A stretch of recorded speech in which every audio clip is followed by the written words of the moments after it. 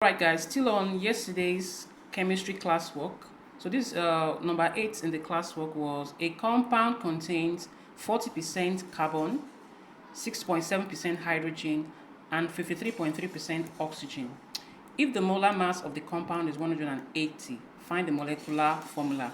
Okay, I know I've not treated this topic, but it's one of the topics we usually come across in SS1. So I just said, let me just put it in so it will look like a revision for you guys. So we are told to find the molecular formula. So first of all, you need to find the empirical formula. The empirical formula of a compound is the simplest formula. Once you find the empirical formula first, then you can find the molecular formula using the molar mass. Okay?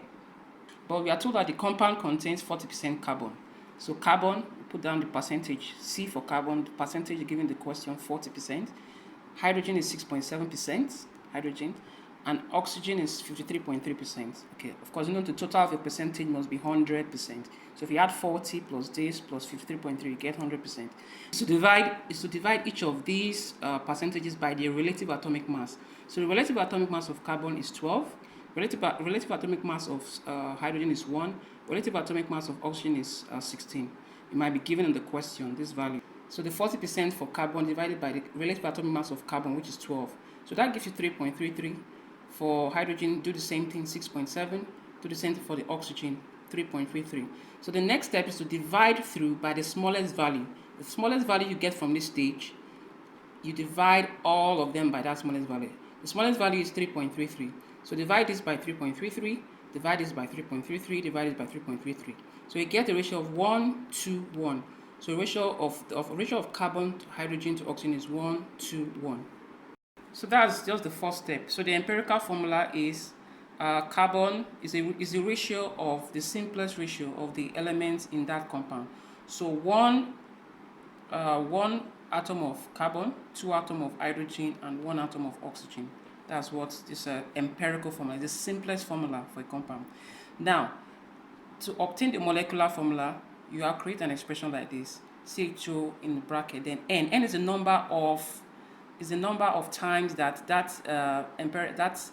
compound can be found in a molar mass, the molar mass or the relative molecular mass given. And the question is given as 180. Molar mass of compound is 180. Okay. Now the molecular formula indicates the actual numbers of each kind of atoms. Okay. So right now we don't really know if it's only 2 atoms that are in a molecule for this compound.